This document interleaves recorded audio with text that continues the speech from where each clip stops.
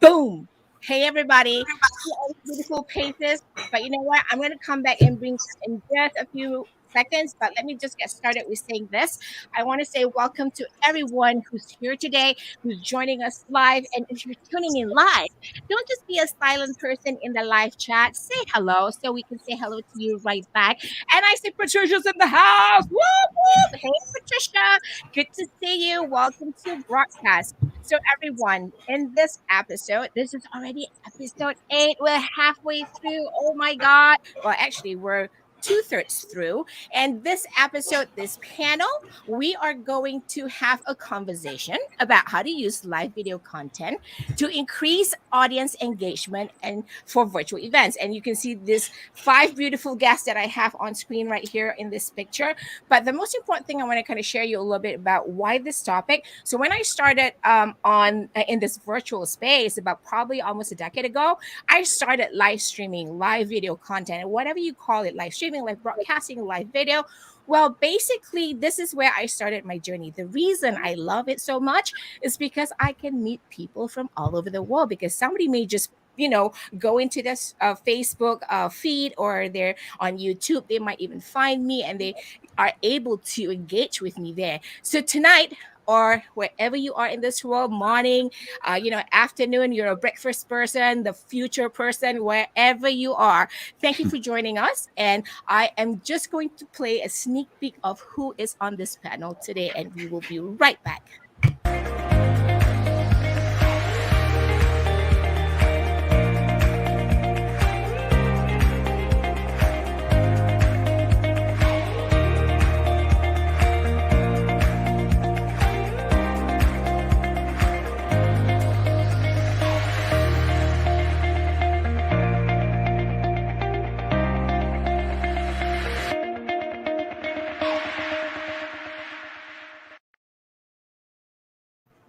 All right. Are you ready? Because you know what? My 5 guests today are all the word that we used earlier before we came on tonight is eclectic. So hold on to your seats, because this is going to be a fun one. A very fast hour will pass by. So here we go. 3, 2, 1. Boom! Boom! Hey, everybody. Welcome to broadcast. I'm so excited to have all of you join me. I want to tell you, folks, I actually met everyone on this panel on a virtual space. I don't know, wherever. It could be Facebook, it got maybe a virtual event, a live broadcast. Anyways, Carlos and Dr. Tachi, we met almost a decade ago too, right? Because we started live streaming together. So before we even get started, folks, I'm just going to go around the room and have them do their 30 seconds intro, and then we're just going to dive in. Ella, why don't you take the stage? Hey, everybody. What is going down? My name is Ella Glasgow, and I am the founder and executive producer of Beyond Virtual Events. And I am also a vocalist. There are lots of things that I do, but what I do right now, I love helping companies and organizations have rock star virtual events without ridiculous, stupid hiccups, because they don't have to happen. They don't have to happen. No, they don't. We just need to know how, right? Exactly. All right. John Chan's in the house. Whoop, whoop. He usually brings his props, as you can tell. I used to do team building pre-pandemic, but you know what? We had this little coronavirus thing that happened. And so, I had 15 programs canceled. So I'm like, what am I going to do? But I've actually been online for 35 years. So wow. I actually in 2011 called 50 Digital Team Building Games. And so I put a course up called Virtual Team Building. And geez, 5,000 people attended it last year. So my publisher says, hey, do you want to write a second book? I'm like, yeah, let's do that. So I wrote my second book. It's called Engaging Virtual Meetings. It came out and hit the Amazon #1 hot new release. And now I spend my time designing, producing, as well as speaking and emceeing virtual meetings. And I'm so happy to be here, Zeph. Thank you for being here, John, and for bringing all your props and your tools, because it's going to be more fun when you have them. All right, Dr. Tachi's in the house. Here we go. And you're a rock star, because you just finished an event and you're here. So thank you. Of course. What else would I be doing but more live streaming? Of course. But that's because I love it so much. So I am Dr. Tachi, a media professor, filmmaker, media content producer. I'm also a journalist. I'm the host of Media Scope that talks all about media, tech, and pop culture weekly. I'm also one half of the TV channeling podcast, and I too run virtual events. We've started, not only do we run broadcasts for individuals and organizations, but we also do run virtual conferences. So do it all. Nice. Do it all. Boom. I'm going to bring Carlos Phoenix first because Carlos Phoenix is an old friend. Like, and I'm going to keep the last one a special guest because she came all the way from across another continent. So, Carlos, you have the stage. So I do live streaming. I sell live streaming equipment, all the technology that's available today, and I keep up with the latest technology so I can offer that to you. And then we have media companies, and I do consultation. I build studios, and what I do is I help them learn not only how to use the equipment to produce TV quality style live streaming broadcasts, but then on occasion I'll broadcast a multi-million-dollar concert or other events so that people can be entertained. And sometimes we multi-stream it to 30 platforms and television networks at the same time. And that's kind of what I do. So I've been doing it since 1997, since before people can even like get out of dial-up into higher speeds. But that's how I learned. That's how we got into technology today. Boom. As you can tell, he's a rock star, right? Because he's just like doing all this thing. I can't even keep up. Yeah, I can't either.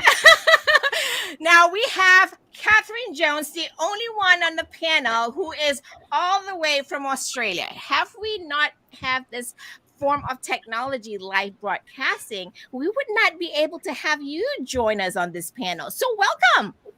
Thank you so much. So I'm Catherine Jones, and CEO and founder of the Back to the Future Mentoring Academy, and my focus is on emotional and spiritual well-being in the Muslim community.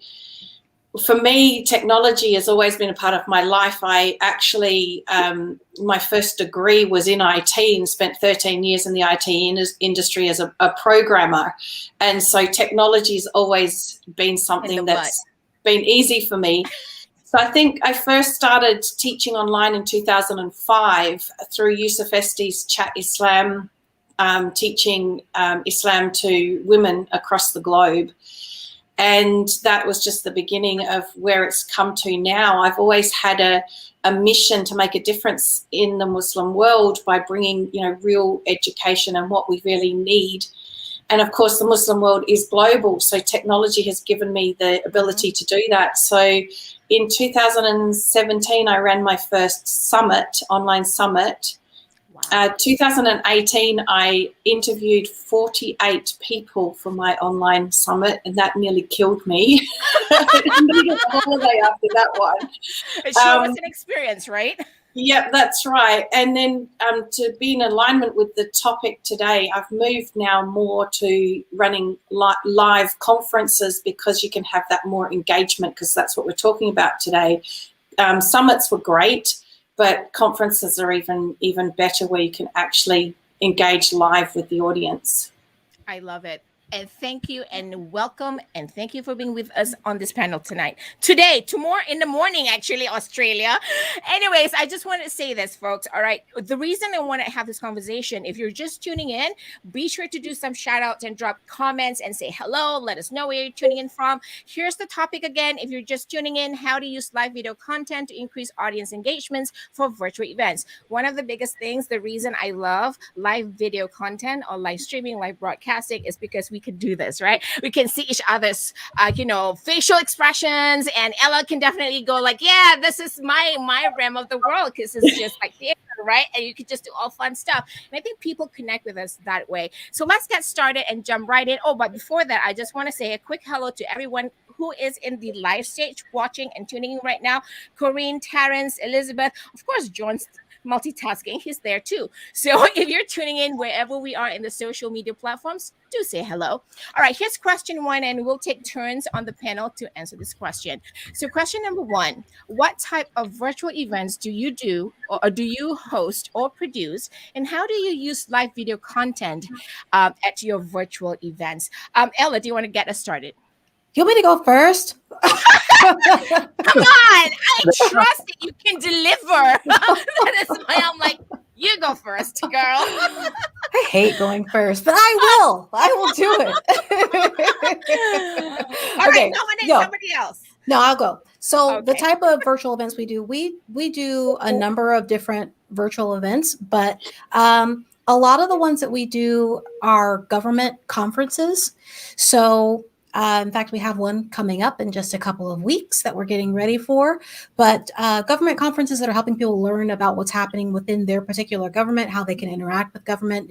Business government conferences are usually what we're doing. We also do meetings for companies as well, so they can get together and have maybe a party or something to have that communal time that they would have had when they were in person. And now we help them find fun ways to interact, even though they're not together anymore.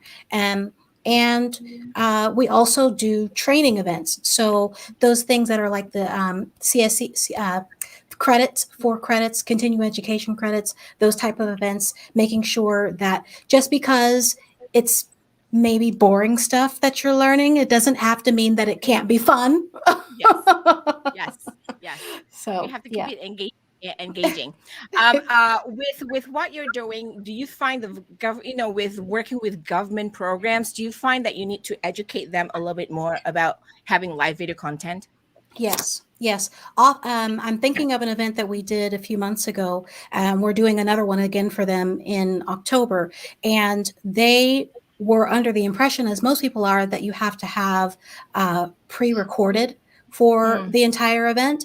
And they had gotten to the speakers before I had gotten to the speakers to ask them to pre-record, which was not a bad thing. And one of them had already recorded, and thankfully one of them had not. And so they got to see my reasons for why I didn't want to have a 30-minute pre-recorded session.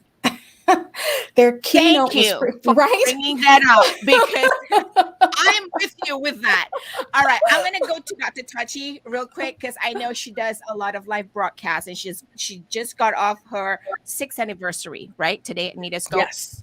What's your take on this question? So, in terms of what I do with live events, well, which one do you want me to answer? Tell me which one.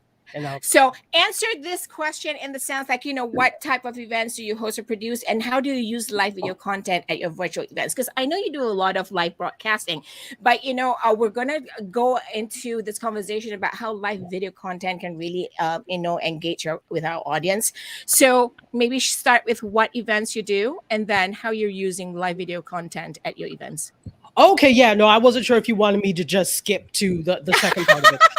So, and whichever order, there's no like.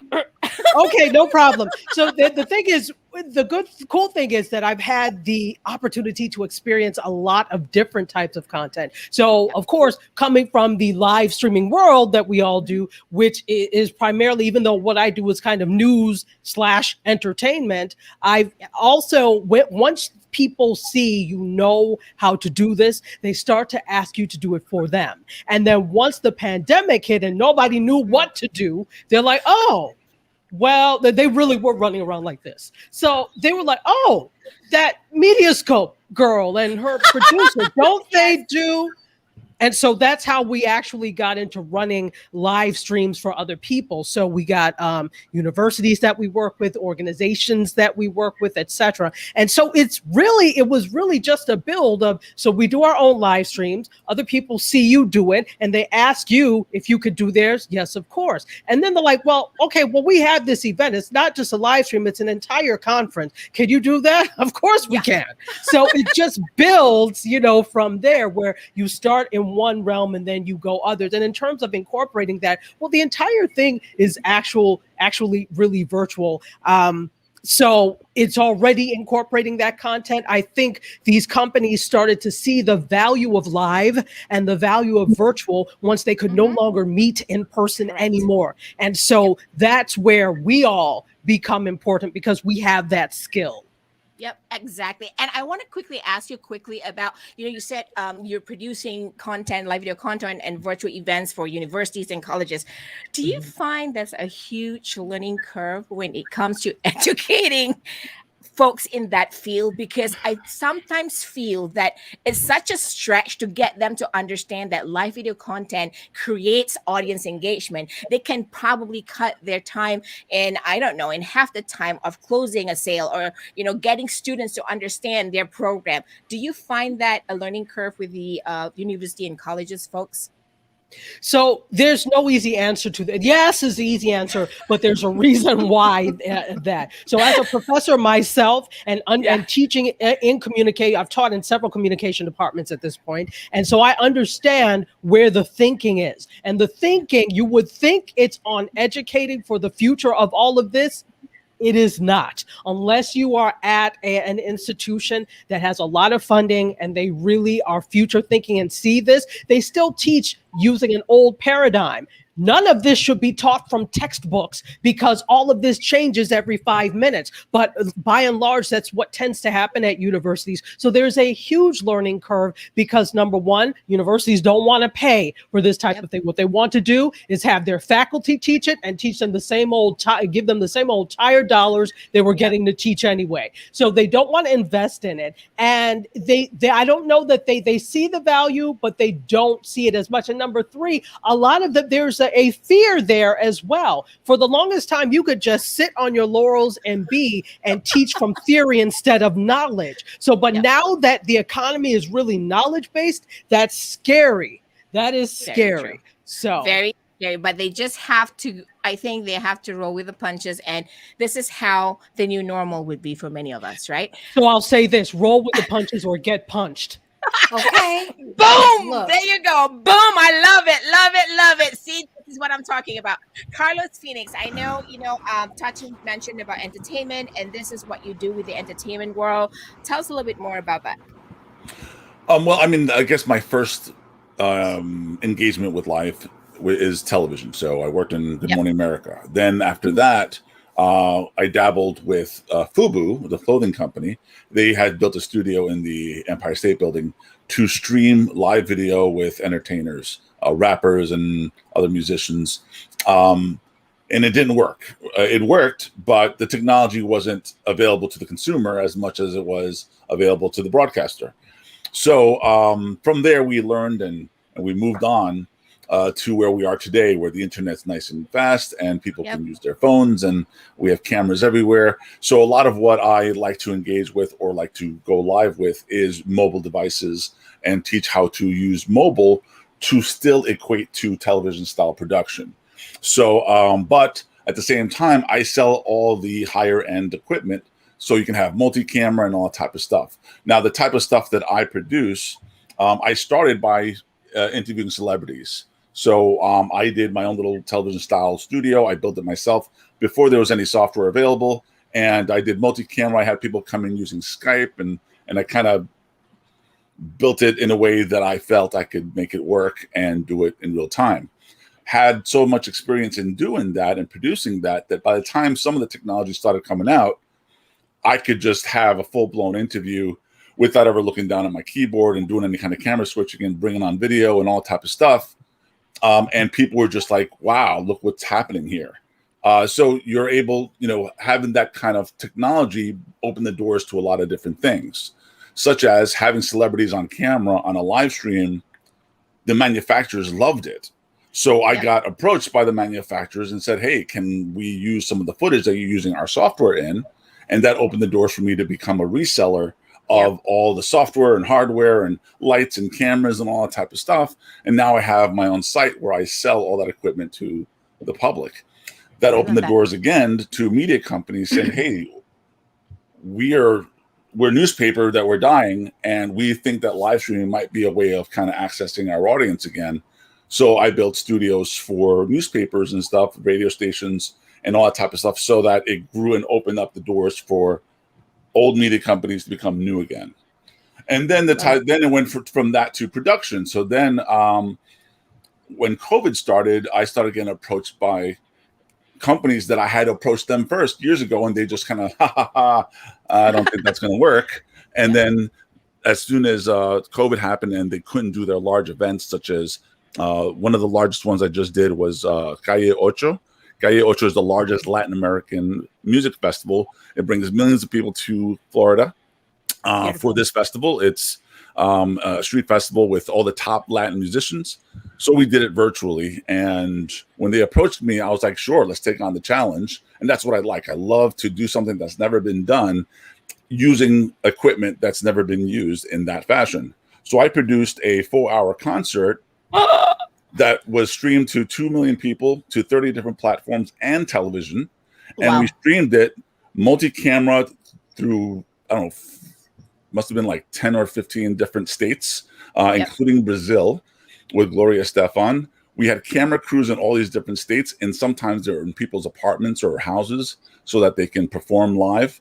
And all that was being patched through to me sitting in a hotel room with an iPad producing the entire show, including commercials. I love that. Including commercials, branding. Heineken was a sponsor, and I had their logo come up. We had a dance competition.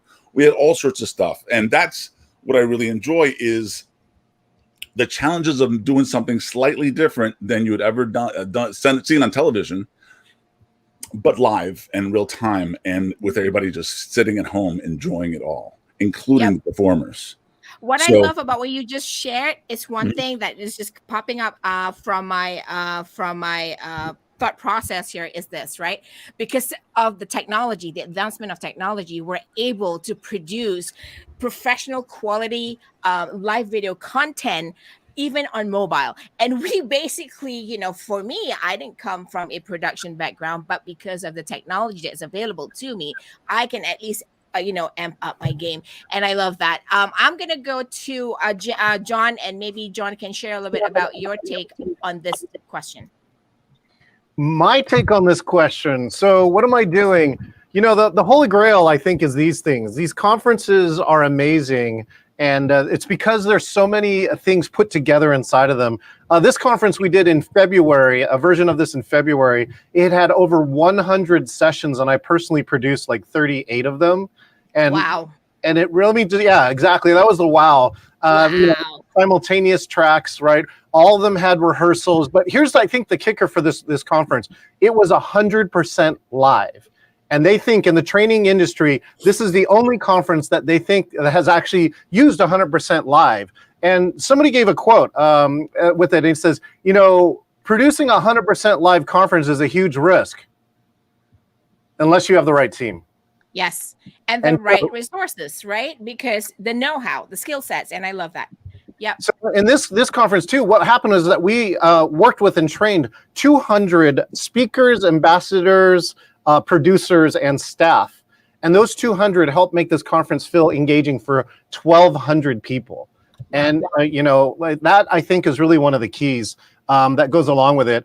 The other things that we're doing is company retreats. We're doing live streaming, a lot of fundraising. Like in one of the live streams, we raised $240,000 in 90 minutes, right? That's amazing. Yeah, thank you so much, Anna. That is amazing. That is amazing.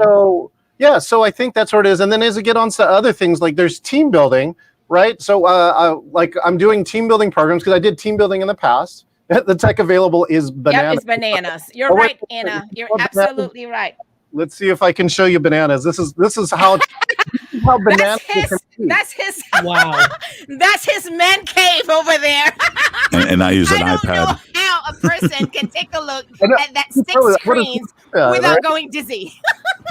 So, and I think that's really the key. But I got to tell you, the one thing, Zeph, that has been the most meaningful to me is that I've been asked to produce 4 memorials. And in fact, one of them I need to give a shout out to one of our very good friends in the meetings industry. Elizabeth Galau lost her battle with cancer last Monday.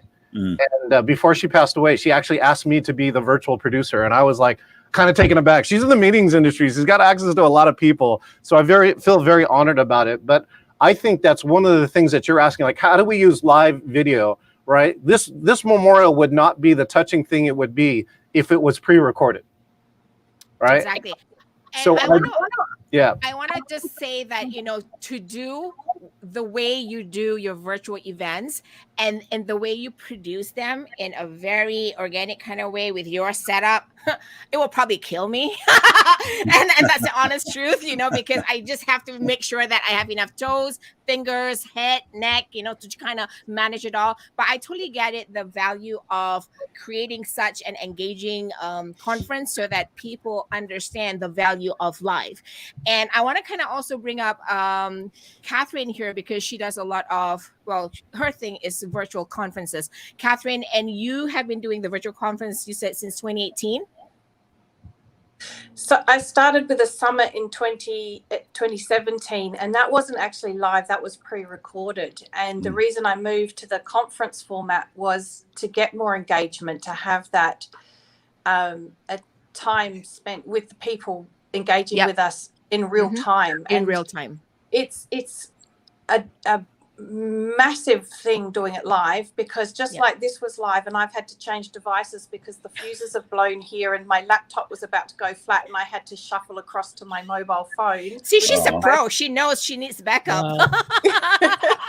That's what we have to learn. That's kind of how it goes when you do things live, isn't it? You've got to know how to just run with it and go, well, okay, so I haven't got time to figure out where on earth the fuse box is at my office to fix it. So let's just get on the mobile phone, which is what I did while you were talking to everybody else. Kudos to you. So that's why my with the pictures now are just like sort of shape, Dr. right? Tachi says, you've not get punched, right? So do you feel that by doing virtual summits and doing it, that having the live video content element, oops, did we break? Catherine, we're kind of losing you. Oh, yes, I'm back. Okay, yes, you're back. My question was, with the virtual summit or conference, with all the elements of live, do you feel that there was more engagement? Yep. Just a slight delay. 30 minutes later. Is it delay?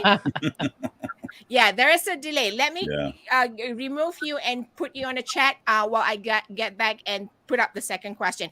But folks, I'm going to go for a quick 10 seconds intermission and we will be right back.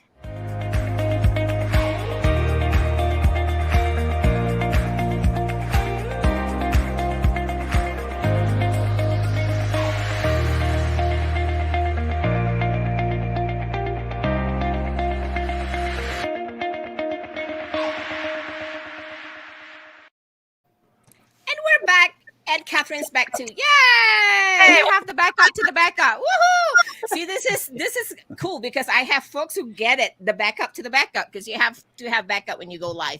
All right. So we were saying, I was asking you, Catherine, earlier, because with the virtual conference and virtual summit, when you added the live video content element to the summit and conference, did you find your audience was engaging more with you?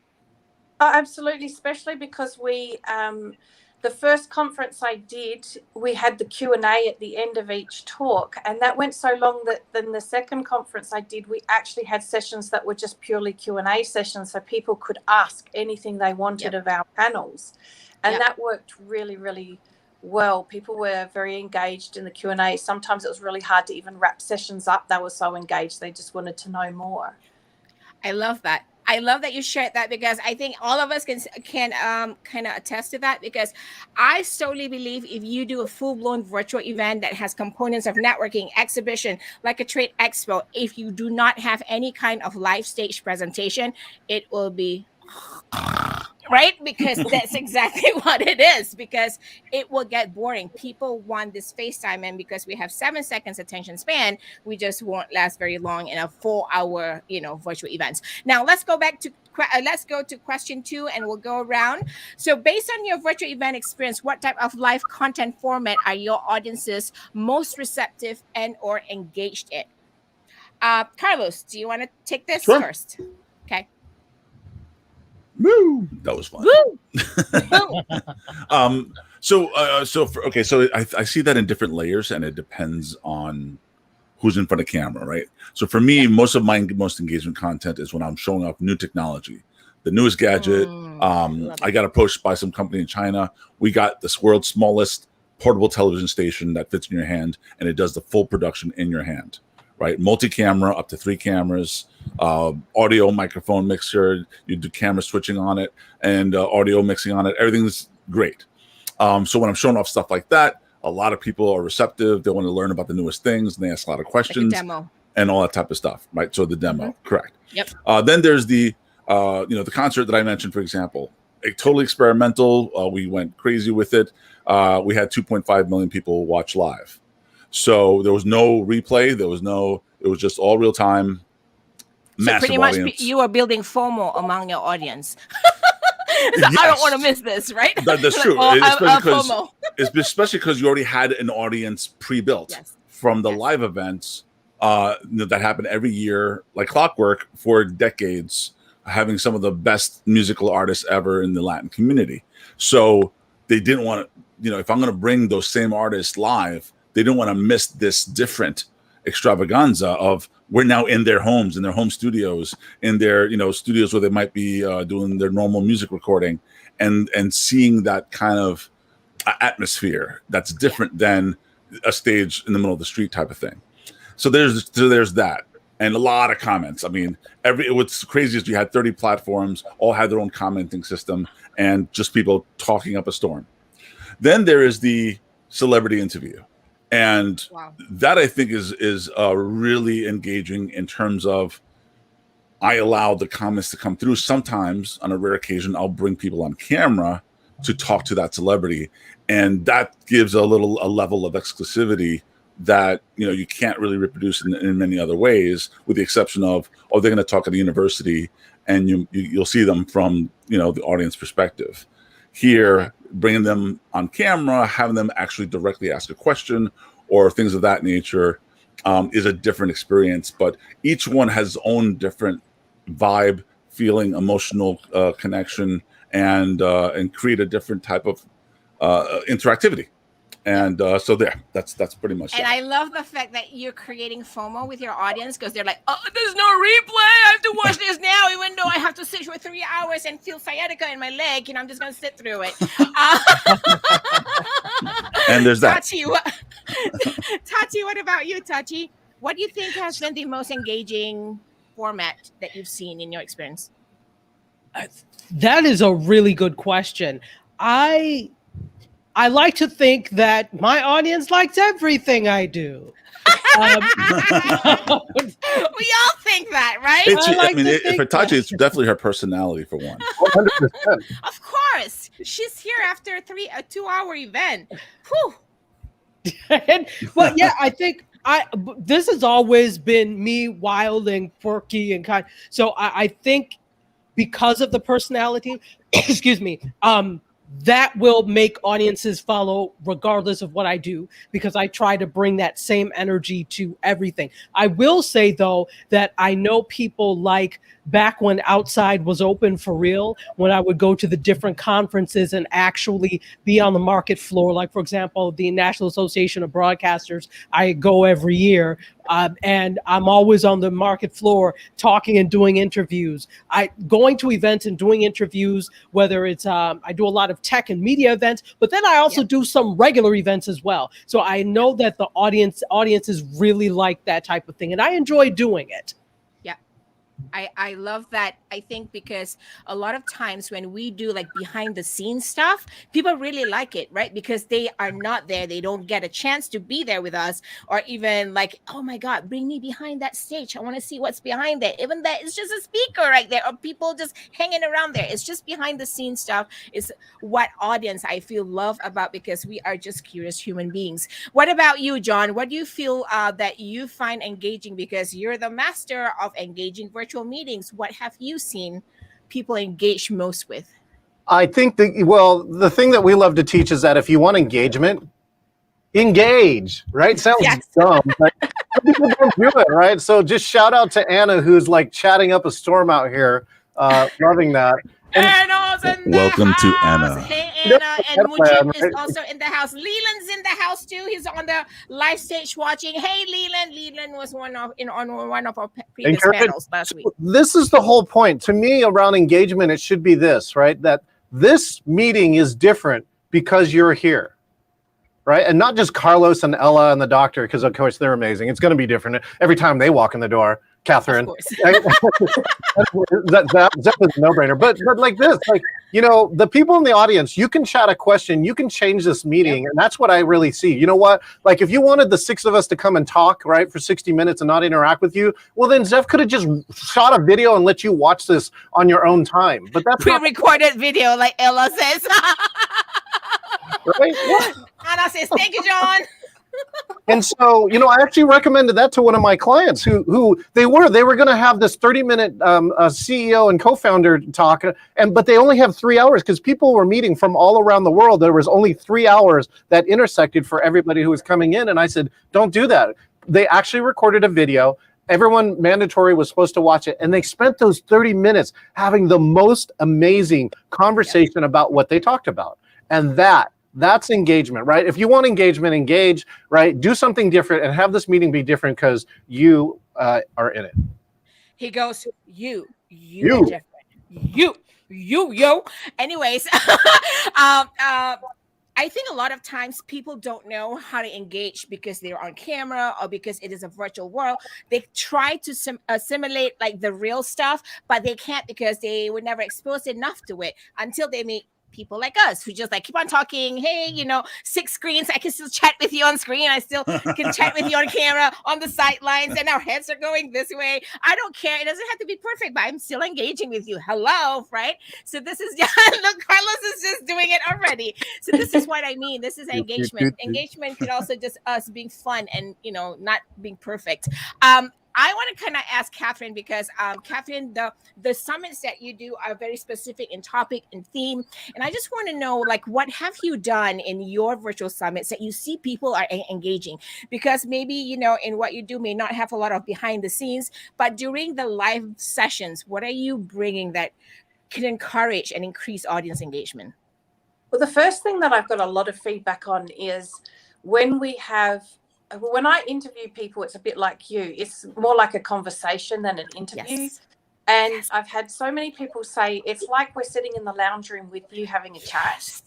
And that's what I love about the style that we kind of have with the events that we do. It's very casual and we're all in the lounge room together. And the idea, I mean, it takes time to get familiar with it, as you said, with looking at all the screens, but it's about just noticing, oh, someone popped in. And so you're acknowledging them that they've come in and they've joined you in the lounge room, you know, so it's the virtual lounge room. Yes. I really, really think that very human, natural, chatty approach seems to build the best traction than just sitting there and talking to people. I love that Anna. Yeah, I love that. Anna just said there's 2 conversations like in the green room after the show. Or I also say this, like whenever I do my shows, because I'm chatty, right? I could just talk, but I want to have a conversation really with somebody. And I said, you know, what really my aha moment to do this type of format of conversation is, I said, if you went to dinner at a restaurant or you had a latte at, I don't know, whatever cafe, right? You won't be talking to Tachi like this and it will get boring, right? Because you'll have like that conversation. You want the energy. You go, did you go to that sale? Did you see that? Did you see they, you know, Mediascope had their 6th anniversary today? You know, we'll be in that energy. And that's what I love about engaging through live video content is bring that energy on. And I think what you just said, Catherine, about like a casual conversation is what people are most, you know, engaged with. What about you, Ella? What do you find engaging in your realm of the world? Well, in the events that we're doing, that because there's so many different types of events that we're doing, I will say there's probably one constant that we try and always include in every event, and it's our DJ, who happens to be DJ Aussie Dave, and woohoo! Shout out to DJ Aussie Dave.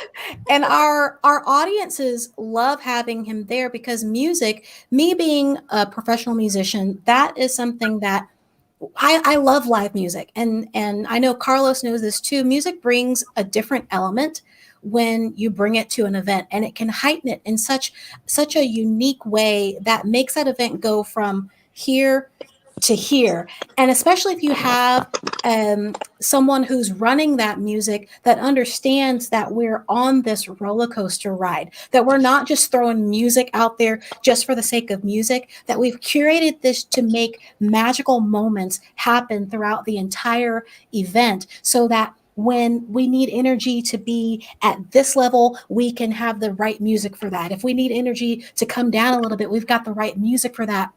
And when we bring that to our events, and especially when we've got a hype moment, I'm thinking about one time we had an 8-hour straight event. I don't say that anybody should do that, but we did it. We did it. Yeah, I did one of those. but having him there in that moment, it was so fun. And I love my team because in that moment I said we needed an energy uplift, right? And having a live DJ means I can do that on the fly.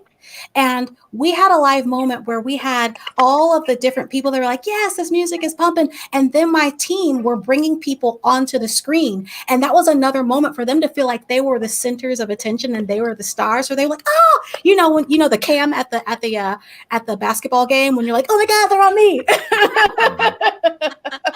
So they were loving that. We love doing that kind of stuff. In their bedrooms. Exactly. in their bedrooms. But they were given everything. When they knew that camera was on, they're like, yeah. There you go. That's the energy, right? Because it needs somebody on screen to kind of start and initiate that energy.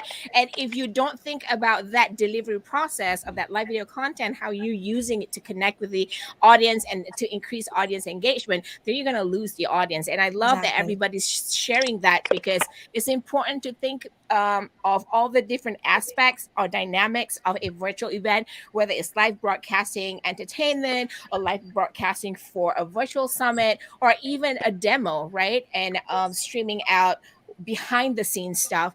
And for me, I think a lot of times audiences love the question and answers segments because they get to speak to you in real time, and that makes great customer service. All right, folks, we'll be back in 30 seconds. I just have to do a quick intermission and we'll be right back. Explore and discover with us why virtual events are becoming more essential to what you do and how you connect with the audience. How to choose the right type of virtual event for you. What kind of tools and resources are needed to produce your virtual event. How to pick the right virtual event service providers. How to monetize and profit from your virtual event. For more exclusive content, resources, and opportunities regarding virtual events, join our online community. All right, folks, welcome back. You are tuning into We Do Virtual Events Live, the show that actually features trailblazing conversations with global virtual event pathfinders who reimagine the traditional event experience. And in this episode 8, I have 5 guests joining me having a conversation on how to use live video content to increase audience engagements for virtual events. And right before we left earlier, we were answering this question based on your virtual event experience. What type of live content format are your audiences most receptive and or engaged in? And I think, Catherine, you have something to add? Yeah, there was something that came to my mind from our last conference, that one of the other things is life does tend to happen when you have live events, like I've had with trying to figure out my plan B with technology. But in our last conference, we had one of my mentors who was talking have a meltdown in the middle of her talk, and I got to live coach her through that, and then she got to the end of her talk, and that was actually a really powerful thing for the audience to have witnessed, because they got to see us in our raw, authentic self, and they got to see that even we have bad moments and difficult moments too, and they got to see me coaching in action, so they got to see what they'd be getting if they joined my academy. And so even you wouldn't get that if it wasn't live. You wouldn't have that opportunity for those really raw moments without the fact that it's a live event. I am having goosies right now because that is something that we don't often hear and see, because sometimes people don't want to share those moments, right? But you're absolutely right. I've had those moments too, where it gives the opportunity to whoever who's hosting or on screen to kind of walk a person through it. It's almost like, hey, this is your pre-qualification. Do you want to work with me or not? Hello, you don't have to interview me. This is my interview process, right? So I love that you shared that. So thank you so much. All right. Anna says, roll with it, bring in the kiddos and the pets. And yes, life with real people happens, tears happen. I've had tears more than a few times on screen, so cool. I don't care. It's the real life. It's life. All right. I just want to say that we're gonna go and play a little bit of a game. How do we play this game is John's like, yeah, let's play a little bit of a game. All right, I am gonna kind of share my screen here a little bit so we can see the game I am gonna put up on screen. So how this game is played, basically, I will so we will spin this, and I will pick a person to answer, and then that person answers, and then that person spins it, and then he or she takes nominates the next person. Are we ready? Ready? All right. Yeah. Sure. Ready? 1, 2, spin.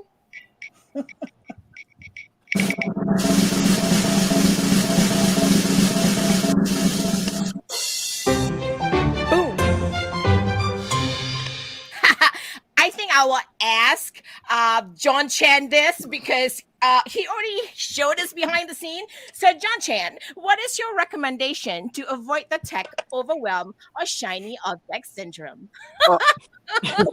This is awesome, because I wanted to add, I think it was to Catherine's, where we're talking about this authenticity. Like, I'm the first person, right? I'm going to buy all the engagement points with the latest technology wizardry, right? And in our conference, do you remember Elizabeth Gilbert? Remember the book Eat, Love, Pray?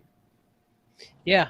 Yeah. So I got the chance to produce Elizabeth Gilbert, who's the author, and that book went on, sold 16 million copies, and Julia Roberts actually played her in a movie, and she came on and she delivered this keynote, and all we did was got the camera and the mic right.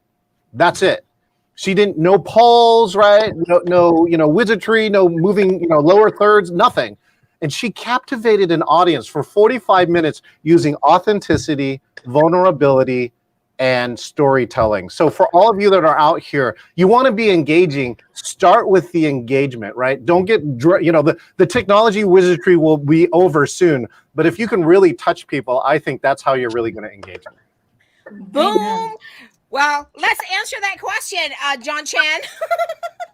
How do you overcome your tech overwhelm? Because here's the thing, right? Here's an answer. Here's a sample of the tech overwhelm when you're actually trying to increase audience engagement. So, an example, this is the teaching example. Catherine gave us an opportunity to do that, because when you had your battery from your computer dying, and then you felt overwhelmed, and then you go like, which technology am I going to use right now? With you, John Chan, you have 6 screens. So how do you manage your shiny object syndrome?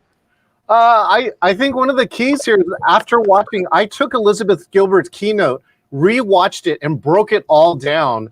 And I'm trying to develop a new program right now that has no technology wizardry for like 45 minutes an hour. It's really challenging, actually, right? And I think that's the way I stay out of that, is to be inspired by people. Again, it's 18 months of pandemic. I've never seen anybody do it as well as her. And so now, you're saying that your suggestion is keep it simple. keep it simple. Okay. Get 2 things right, your camera and your mic right. And now, how much engagement can you create, right, with just us? Just you and me, Carlos, like this. No, I agree 100%. One of the biggest things about all of this live stuff is, if you're going to produce content, understand that there's one thing that is equal in all our different types of productions that we do. There's an audience, and the audience is alive and has a very short lifespan. And what you are creating is content that's going to consume a little bit of that lifespan, and it should be respected. So therefore, the content that you're producing should have, I don't want to use the word value, but help enrich those moments, that half an hour, that hour, that 8 hours, the 4 hours, whatever it is, enrich their lives to some extent. And if you don't think you can do that, relook at what you're producing and restructure it so that it does. Yeah. Boom. Yeah. There you go. All right, so here we go again, and John, you will get to choose who you want to, answer this question. Here we go.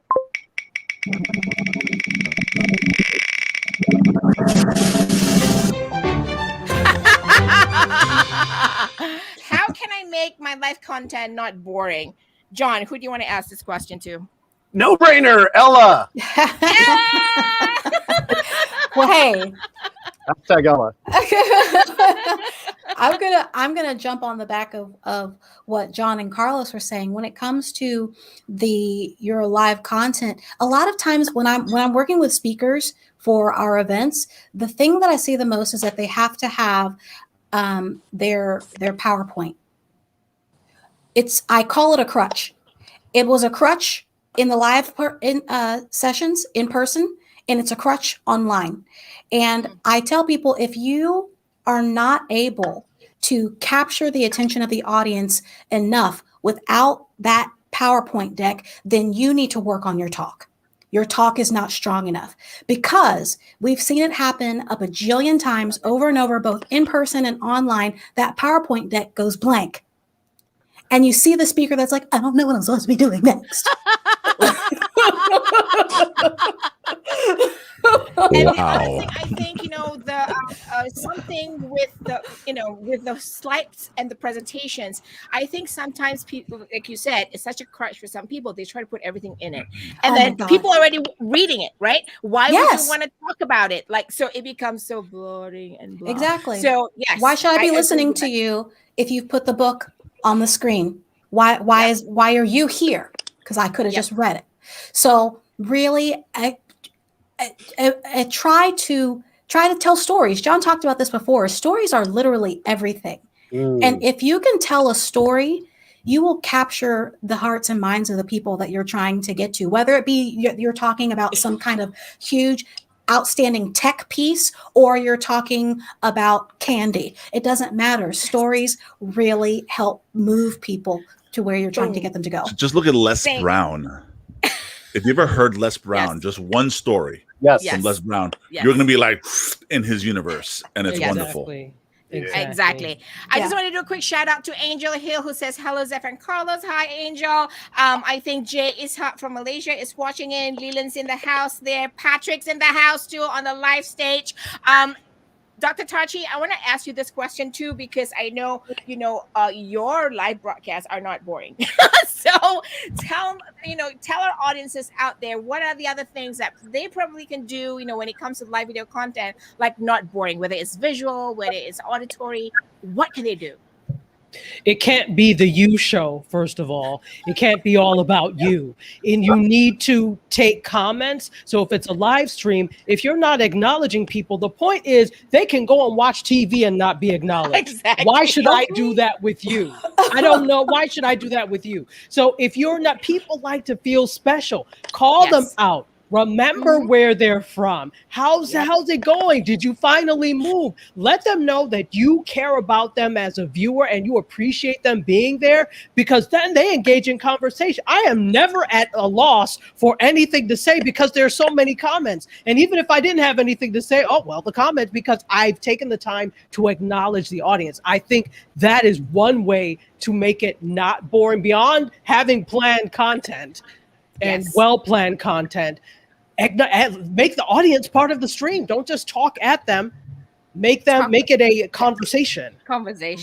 I love that you stress on that. And that's some of the things that when I watch somebody, because we all have 7 to 10 seconds attention span, doesn't matter if it's a live broadcast or at a virtual event or summit, right? Because I see that at the virtual, Ella, you produce them. John, you produce them. Catherine, you produce it.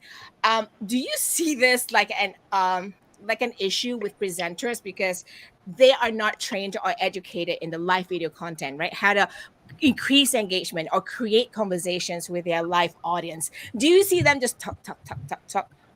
Yes. And just present, and like, that's no conversation, they're not trained, right? They're not trained. They're not trained, and they don't know what it is that they're supposed to do, and then they often present like this. I know. Oh my God. And before my 10 seconds is over, I'm like, I'm out of here. And Angel Hill says here, yes, live streaming is about connecting, not just broadcasting. Boom, exactly. And I love that. And Anna says Chitati sent her show to 7 to 8 platforms, and engagement was fantastic too. Boom. See, we have fans in the house. All right. Yay. Carlos, you also do great content that's not boring. Share a little bit about what you do. Oh, When it okay. comes Oh, to well, visual, I want you to share a bit of visuals because you're big about visuals. because I came from television. So when I came from television, when like 4 or 5 years before live stream became a thing, Think I thing. was All right, hashtag that, people. Think thing. thing. So before it became a thing, I mean, I was streaming to Ustream and live stream. When before Yes. YouTube and Facebook and all that Those stuff. were the days. And Quick or Kick or whatever they called it. So, and this is pre-Blab, and even for Blab, I was using my software and stuff like that and throwing lower thirds and all that type of stuff before Blab even. Well, they never did it, but and the idea for me at the time was the shiny new object. At first, creating content that was relatable because people can see it on television, except now they can talk to it and it talks back. So that was like the key difference for live for me. And then walking the streets and still have lower thirds and your logo in the corner and stuff like that. I also wanted that to be a thing because for me to produce that before, I needed a truck to be able to stream live with graphics. I needed a truck and a satellite dish. So when I started doing it, people were like, how's he walking around the streets and he's got graphics and people's names showing up on screen and stuff like that. And I'm walking the streets, and this is like almost 15 years ago, I think. So now it's a little bit more normal, although I still don't see that on the mobile scale. But now I'm providing that technology to have multiple cameras on a mobile scale where you can walk around with 3 cameras and still be able to stream and have graphics and stuff. But now I just lost my train of thought of what your question was. And this Live. is live TV. The live video. No, I think the question is really about, how to create live video content that isn't boring. And I was asking if you could share about, the visual aspect of things. So I started doing more visuals. Other people started approaching me to produce their content. And then for COVID even, I started doing a show called Let's Get to Know Each Other Live because I figured the whole planet was home. And I have thousands of people that follow me that I've never probably even spoke to more than 5 minutes. And I said, okay, well, the floor is open. And I would have celebrities come on live and I'd have, friends come on live and we'd all have these long 5-hour chats on a daily basis. It was a daily show for the purposes of COVID so that we didn't feel alone because a lot of us felt home alone. And I wanted to create a conversation of what's going through our minds, what's going through our feelings, what's it like in New Zealand, what's going on over there in Japan, what's going on. And people from all over the world were just coming on.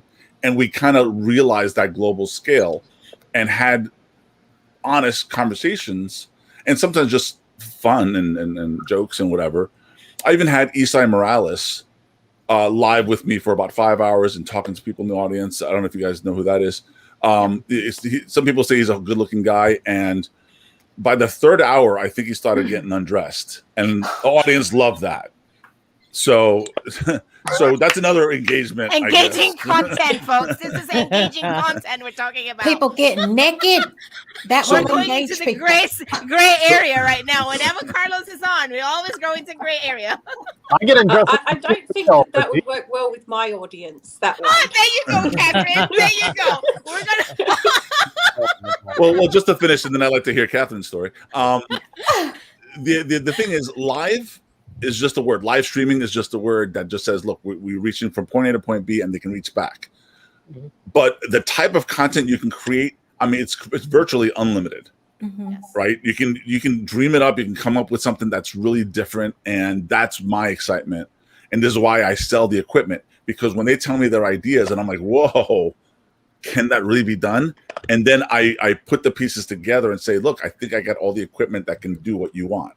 And that's what makes it exciting for me. So being able to be behind the scenes, being familiar with being in front of the scenes, having built it myself from scratch, and being able to have produced content of my own and then also produce it for others has been some of the best parts of dealing in the live streaming community. And then watching what you guys are producing makes it even more fun and more incredible. So Yeah, I think it's always there needs to always be a mix, and we have to be creative because we have the technology and the capability to create really great creative and engaging content, and anything is possible. Just don't show me naked people because I don't want to see that because it's not pretty, right? So but the live video content thing, I always joke about this, and Carlos always like, oh, you have to talk about that again because it's the truth, right? Because I said, live video content, I don't care if you don't shower, don't brush your teeth, you don't have deodorant on, but you're showing up, right? So you're actually engaging with your audience. Who cares? It works. So that's kind of my thing. And Carlos is like, you didn't shower? Like, well, you don't know, right? I don't have any pants. Oh, we have a few minutes here, but I just want to kind of Tachi goes like, that just gave me another visual. I just want to say Jay Ishaq, who's watching on on a live stage, she commented to what Ella, you mentioned about the PowerPoint presentation. She says, spot on, Ella. And to what you said, Carlos, about Les Brown, she says, Les Brown doesn't need any PowerPoint. His session or storytelling is amazing. And Dr. Tachi, yeah, compared to watching TV, talk to them, indeed get engaged. So thank you so much, folks, for being here. Before we go, I just want to kind of like go around the room 30 seconds. What do you think live video content, no, let me rephrase that. What's your advice or your tip for a newbie with creating live video content and how not to make it, boring and not get overwhelmed at the same time? Because I know whenever I talk about live videos, people go like, I don't want to be doing live because I can't talk. So I'm just going to go around the room, maybe 30 seconds, 1 minute, to kind of share your tip, your advice for the newbie who's just thinking about using live video content for virtual events. Catherine?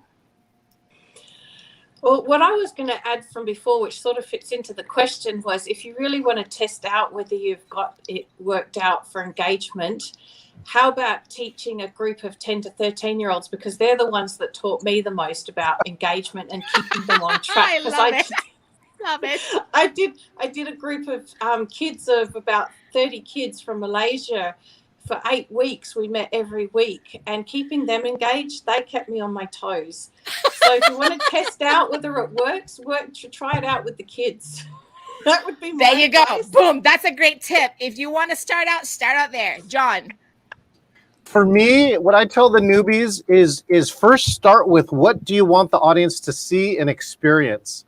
And that's what seems to help my clients. Once they have an idea, and if they don't know, go through and watch a bunch of live streams or conferences and see what they love and what they don't love. Once you have the vision for what you want to show people, then people like us can come in and saying, now we can make that happen and make it even better, all right, by suggesting things from our experience. But know what you want.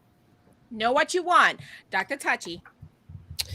Start where you are. I think sometimes people talk themselves out of even doing live streams or any of this because they're like, oh, I don't have the perfect camera. I don't have the perfect lights. I don't have the perfect microphone. You don't probably, but start where you are. Start with what you have, build a consistency, and then respect your audience as you can to build from there, to add better lights, to add all of those things. But if you keep making excuses, you will never start. So I always tell people, start with where you are and then get better. Boom. Preach. Ella, preach. Dr. Tachi took what I was going to say. So, Oh, I'm sorry. No it's imagination. okay. It's okay. No, but seriously, it is incredible how many times I talk to people that feel like they have to have hashtag all the things. And I tell people to look at my set. A lot of people look at my set and they think that I've got a green screen. That is a gray sheet that I bought on with a spotlight. Amazon. Come on, see somebody? That's a gray sheet. When I started, I bought a little $12 light on Amazon that clipped onto the side of my desk. It doesn't have to be expensive. It doesn't have to be crazy. And my camera is my iPhone. This is an iPhone. There you go. So you already carry a $4,000 camera in your pocket. So I tell people it doesn't have to be complicated. Yep. And what it is that you have to say is incredibly important to the world and the people that are waiting for you to hear it. So don't make them wait any longer. You cannot tweak what you haven't started. So go start. Boom. And to Preach. what you just shared, I want to put this up. Angel Hill said, yes, you do not have to be an expert. The world needs you to hear from you now. They're out there not they're out there not hearing from you today. So there you Can I go. add something to all that? Yeah. All right. I started doing my celebrity interviews intentionally with a light bulb, a $30 webcam, and some hacked software. And I was able to get celebrities to talk to me. And now, here's the weird part. I didn't know any of the celebrities at the time. Like, I've worked in film and television, stuff like that ages ago. Those celebrities are old. But these are the celebrities I recently had been interviewing. I've never met them before. When I went live with them, it was using the low of the low. And even the microphone was like a $30 microphone. Yep. The point is, they didn't know. It doesn't matter. Like everybody's saying, just use what you got. I intentionally wanted to use a $30 720p webcam, and in a basic light, because those are the fundamentals, and a microphone. And with those little three objects, very inexpensive, under $100 everything, I was able to interview celebrities. And the only reason I'm still friends with them, we've gone out to dinner, we've gotten together, they've traveled to see me, I've traveled to see them, is because they're blown away at the fact that that could be done. Yep. They didn't care that it wasn't a $10,000 camera. They were like, the fact that you could do this and you brought me live and this and that and comments on screen and all, and now you got something like StreamYard, for example. Yep. I mean, you don't need anything other than a typical laptop or a phone or a tablet, whatever. It takes care of the other stuff for you. So, I think what everybody's trying to say is just start. Just start. Absolutely. And here's my take on this. And I also want to put Liz Poocher, who's actually tuning in from Malaysia. Whoop, whoop. And Jay's Hot Leland are just on the live stage sideline making fun of me smelling. But anyways, that's okay. That's so funny. But anyways, Liz said, I started my live show when I got my LinkedIn mentor to be on it with me until I can do it on my own, and only interviewed by my friends and family to start. Absolutely. Boom. Definitely spot on. Here's my take on it. And I too have joked about this in the past, and Carlos always picks on me because I just use this visual. I said, in order for a newbie to get good at whether delivery, which is your presentation, or creating live video content that works for you and your audience, is just you have to figure out, you have to be comfortable in your own skin. It's not what Tachi is doing, it's not what Catherine is doing, not what Ella is doing, not what John is doing. It's what you're doing, because you're that unique person, you're that unique host. You'll figure out what your content is, and sometimes you'll have to throw up all the way to the 10th live broadcast, right? And then you throw up some more, and you start crying, you throw up, you go like, oh my god, I'm not getting good. But eventually you get better, and you learn what you rock at. And that's how I got started. I can't even speak English right sometimes. I have the Malaysian English, I have the British English, I have the American English. There's all this kind of different kind of mix and variety of English. It's just like, I think we're Dr. Tachi, I once told you, right? Because you do speak the British English too. Yeah. Yeah, so I used to say, like, I have a mix of this English. So sometimes it comes out on my live broadcast, and I'm like, I don't care if you guys know it or understand it, but hey, I'm here, I'm rocking it out. Just like Angel Hill said, just do it. People want to hear from you. So therefore, just get better, just get good at it. It only takes time.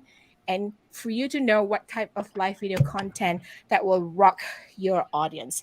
All right, everybody, I just want to say thank you all for being here. Oh, before I go, quickly save the date. September 1st, we will have a virtual networking expo. I will release the page for registration next week. It is from 10 a.m. to 10 p.m. New York, and because we're doing worldwide, and I just wanted to say, just make sure you all put this on your calendar so you can join us, and you will see back all some of these panel guests will be at the event. Let me take a look at who else is here to say. Oh, Angel, thank you so much. And yes, I was on your show.